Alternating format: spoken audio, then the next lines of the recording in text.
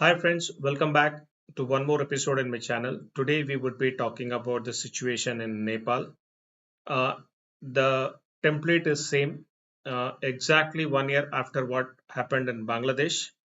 Now the same thing got repeated in Nepal. I believe the regime change has happened. There are reports that the current prime minister has fled the country, and this time the cause of the whole thing was ban on social media, and the youngsters took to the streets, and more than 20 people or 19 people died in this protest. After this, it looks like Nepali government had lifted the ban on social media. Let's leave aside the political aspect of it. Now there will be a lot of discussions about deep state, regime change, and what is the impact on India, when the regime change will happen in India, how people are working to, destabilize Indian government. Everything will happen. That's fine. Uh, the larger thing which I would like to talk here today is the social media, which is the new, or rather, it is not a new drug, but the drug which we all are consuming on a day-to-day basis. You add artificial intelligence on top of it, oh, you have an excellent cocktail. And the some of the topmost drugs which the countries are fighting, like Donald Trump talks about fentanyl and cocaine and all those kind of drugs, which are making massive amount of killing the youngsters in US and other countries. Uh, I think this social media thing is much worse than that, I believe. You just see what has happened in 2 or 3 days' time in Nepal. They just switched off the social media. People gone mad. 20 lives have been taken for what? Social media. Because the social media makes you restless. Constant engagement with the phone. Keep looking at the reels, and it always keeps you occupied. It stops your thinking process, uh, and the whole generation, ever since the Facebook and other social media platforms have uh, become popular, and the smartphones have become popular.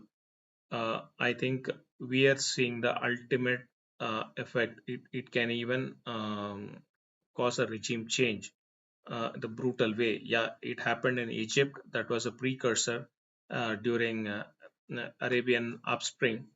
Now, in the recent times, you see, you travel anywhere in metro, you go to a restaurant, even in a family outings, everyone is glued to their phone and consistently, watching the reels after reels after reels.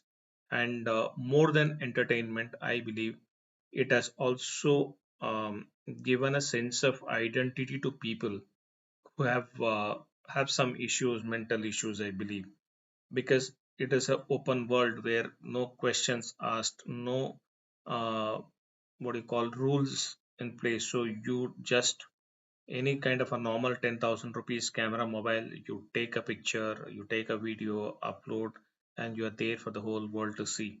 And the kind of views you are getting, kind of comments you are getting, and it is kind of a revenue generator and kind of sense of identity for them. And suddenly, if this whole entertainment is stopped, what will the whole crowd would do, because they don't have anything else to do, because the kind of impact the technology is having on the job market. The number of graduates who are passing out, not able to find a job. The traditional jobs of 9 to 5 jobs are going to go away very soon.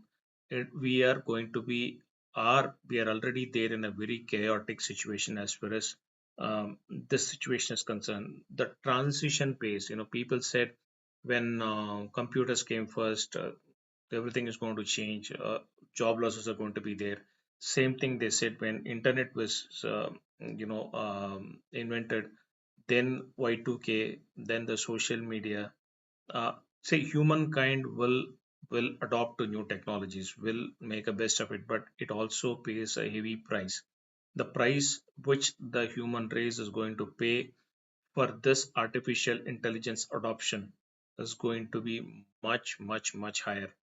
And we are just testing the waters. We don't know how, where and all it will go, and how, whichever form and shape it's going to take to impact the society. We have to just wait and see. We have to be careful. uh, I think it's a time we need to step back and reflect and go back to our roots and start finding the real knowledge rather than depending on digital time pass. I would say digital time pass. You see endlessly people are watching reels. It is disturbing the sleep patterns. The childrens are getting affected. Every kid is having a mobile today. No one knows what they watch in that this thing. So say this is something like this. Everyone knows the importance of doing an exercise, healthy diet, etc. But how many of us are able to adopt to that tough regime to keep a better health? So the same thing applies to social media as well. Another aspect is the power of these companies have on their hand. The technology companies, you just don't have to fire any missile. You don't have to send your army. You don't have to do any kind of an espionage. You just shut down the services. For example, tomorrow, if these companies are, companies, end of the day, they are owned by governments, right? The government takes a call and shuts down the services or starts spreading misinformation. uh, it's going to be a huge impact. So the traditional war and traditional methods of fighting your enemy is has it's not in you don't have to have very sophisticated weapon system. It's just 5,000, 10,000 rupees phone, and the apps which are installed in it can do the damage more than a missile can do. Even if there is no regime change, even if there is no political protest, it is a poison which we all are consuming, including me, knowingly or unknowingly, maybe with a degree of variance, with the kind of mobile phone access one is having. Just that's the difference, but everyone is into it. This is a universal drug, socially accepted drug. It is uh, there for everyone to take. There is no control. There is no authority in the world can control this drug menace called the social media. So that is what we are living in. And as I said earlier, you add artificial intelligence on top of this, then you are getting a cocktail. Herein, everyone is in for a ride. Bangladesh has seen it, Nepal has seen it.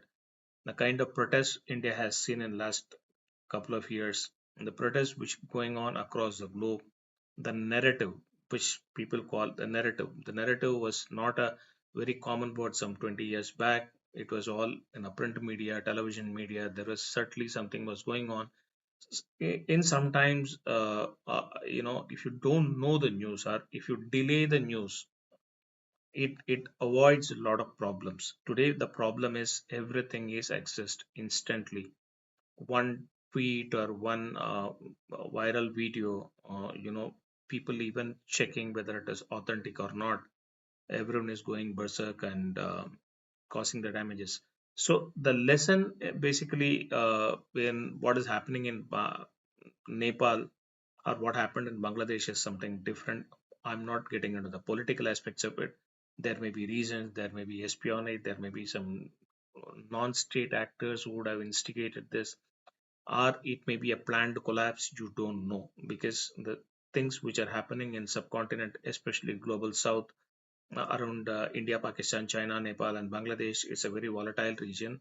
I would say it is more volatile than Middle East. So there are a lot of players, a lot of push and pull, a lot of things at stake, and everyone is trying to gain their own, power in this particular region.